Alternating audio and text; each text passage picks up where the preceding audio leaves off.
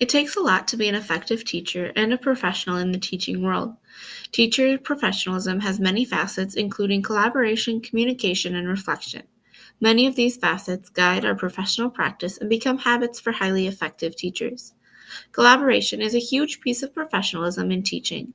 Collaborating with others in your field allows teachers to grow professionally and helps to improve instruction. Proposition 5 on page 36 of What Teachers Should Know and Be Able to Do by the National Board for Professional Teaching Standards states, accomplished teachers work with other educators to plan instructional programs that promote continuity and support equitable learning experiences for all students. They help integrate plans for students with general and exceptional needs by thinking strategically across grade levels, academic tracks, and subject areas. The building I'm currently teaching in allows me so much opportunity for this type of collaboration. I am fortunate enough to have all of the fourth grade teachers from across the district under one roof. This has allowed me to grow so much as a professional. I'm constantly asking colleagues for advice on teaching practices, content, and behavior management techniques.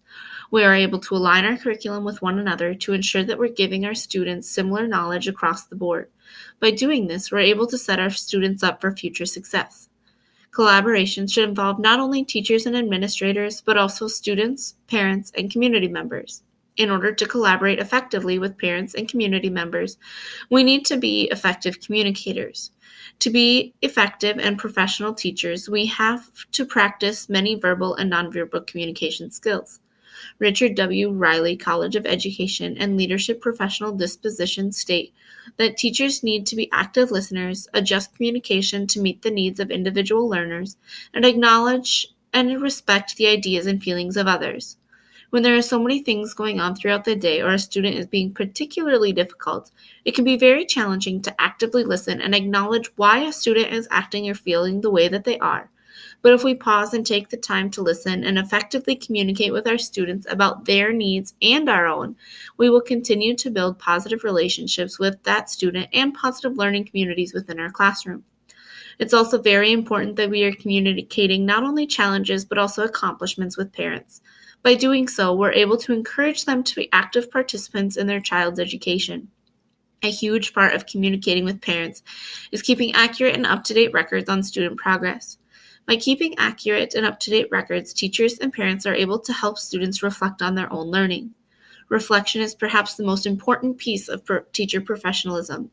Having self-awareness discussed in the Richard W. Riley College of Education and Leadership Diversity Proficiencies allows us to reflect on our own biases and how those biases affect our teaching on a daily basis. The diversity proficiencies is also discusses reflecting on planning, instruction, and assessments, not only to guide instruction, but also to make sure that assessments are appropriate for the learners in our classroom and culturally relevant.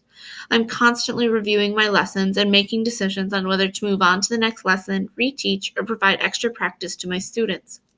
I then use the reflection to guide not only where I go next with instruction, but also discover what areas I could use further professional growth and development.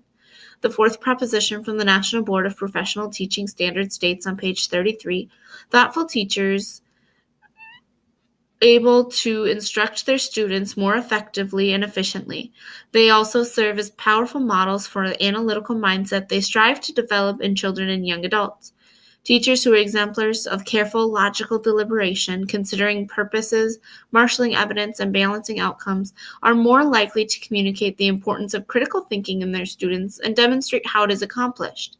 Those teachers model other crucial traits as well, such as commitment to creativity in their work, or willingness to take risks when exploring new intellectual, emotional, and physical and artistic realms. Reflecting on our work helps us to be a more effective teacher and improve critical thinking in our students, which helps prepare them for life after school. In conclusion, there are many ways to be a professional as a teacher. I think that collaboration, communication, and reflection play huge roles in helping us to be effective teachers. Technology has helped us to improve in all of these areas by allowing us access to other educators and resources all over the world. As teachers, we also need to allow students the same opportunities.